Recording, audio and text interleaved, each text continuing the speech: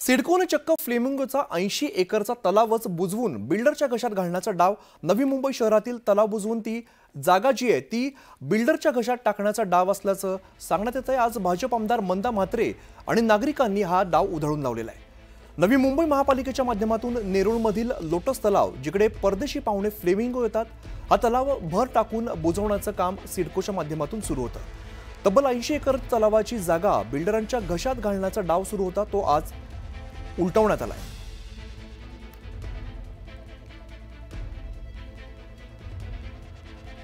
तर 80 एकरातील तलावात भराव टाकण्याचा प्रयत्न होता। नवी मुंबई शहरातील तलाव बुजवून ती जागा बिल्डरच्या घशात टाकण्याचा डाव आज भाजप आमदार मंदा म्हात्रे आणि नागरिकांनी उधळून लावलेला आहे।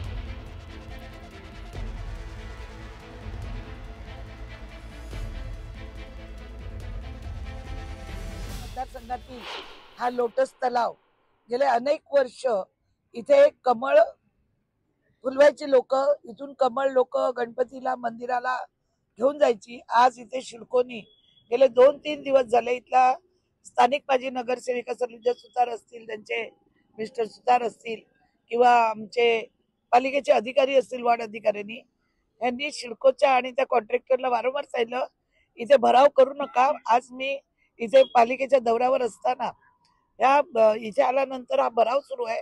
हा भराव आता मी बंद केलेला आहे आणि आता त्या कंपनीलाही सांगितलं आणि जॉईंट एमडी गणेश देशमुख यांना सांगितलं हा भराव जेवढा भरलेला तो पहिली काढा आणि ह्याही तलावाचं आम्हाला पालिकेच्या वतीने सुशोभीकरण करून हे लोटस तलाव आहे याचं तसंच ठेवायचं।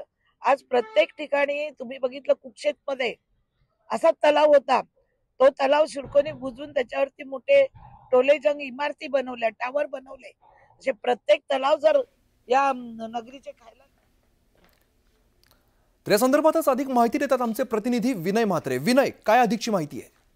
नक्कीच आपण बघितलं की सिडकोचं पहिल्यापासून धोरण जे आहे ते आता उरले सुरले जेवढे शहरातले प्लॉट आहेत या प्लॉटवरती भूखंडांवरती सिडकोची नजर आहे। आणि त्याचबरोबर या पाणथळी जागा ज्या आहेत, ज्या फ्लेमिंगोची जागा असतील किंवा तलावाच्या जागा असतील, या जागेच्या चोहोबाजूनी ज्या तलावाची जागा ताब्यात घ्यायची, भराव टाकायचं एखाद्या तिथल्या स्थानिकांच्या माध्यमातून किंवा तिथल्या विकासकांच्या माणसाच्या माध्यमातून भराव टाकायचा आणि नंतर ते प्लॉट तयार करून ते पुन्हा प्लॉट विकायचं, हा आता नवीन फंडा सिडकोचा तयार झाला। आणि त्याचमुळे सिडकोने तशा पद्धतीची भूमिका डीपीएस तलावाच्या संदर्भात घेतली होती, जिथे फ्लेमिंगोचे पक्षी असतात तिथलं पाणी बंद केलं होतं। आता तर चक्क त्यांनी नेरूळ मधला तलावच बुजवायला सुरुवात केली। भराव उजव्यामधून आणून तो भराव तिथे टाकला, थेट त्याला कॉन्ट्रॅक्ट दिलं गेलं आणि तो तलाव बुजवण्याचं काम सुरू होतं। आणि हे नागरिकांना माहिती पडलं त्यावेळी सगळे नागरिक तिकडे जमा झाले, स्थानिक तिथे लोकप्रतिनिधी सगळे जमा झाले आणि त्यांनी जेव्हा सिडकोला जाब विचारल्यानंतर आता हा काम बंद करण्यात आला। मात्र दिवसाढवळ्या शहरामधली जी तलाव आहेत ती बुजवून अशा पद्धतीने बिल्डरांच्या घशात जर घातलं जात असेल तर पर्यावरणवादी म्हणून म्हणणारे सिडकोची सध्याची भूमिका काय हे यावरून स्पष्ट होतं। निश्चित विनय, धन्यवाद या सगळ्या सविस्तर माहितीसाठी।